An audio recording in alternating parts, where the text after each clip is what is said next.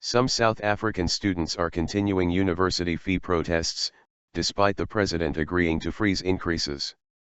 3 universities remain closed, with students demanding free quality education for all. The protests started last week when university management announced a 10 to 12% increase in fees.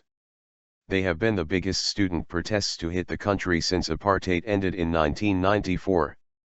Wits University in Johannesburg, where the protests began, the University of Cape Town and the University of Western Cape remain closed. The BBC's Pumza Fihlani in Johannesburg reports that students say a number of their other demands have been overlooked. These include racism at the country's previously white institutions and free education for the poor.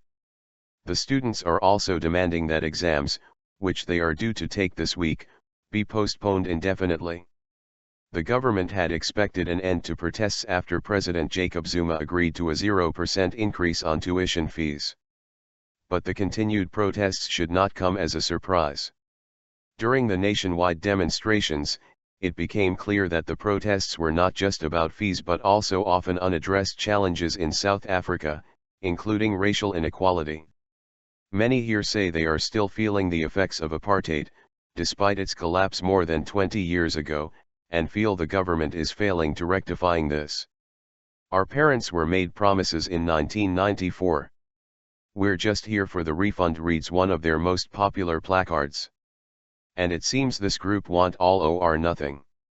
Education is one area where students say it is most evident that the playing field is not level between black and white people.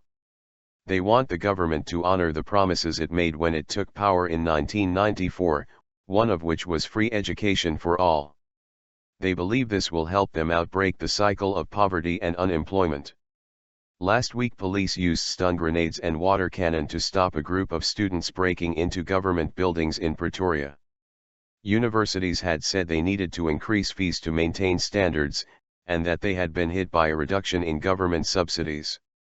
President Jacob Zuma agreed to provide more government money for universities in a private meeting with student representatives and university management on Friday. In that meeting, the government said it did not know how much they would pay or where the money would come from. One of the attendees, Vice-Chancellor of the University of Cape Town, Max Price, told the BBC. Mr. Zuma then announced on TV that the fee increase would be frozen.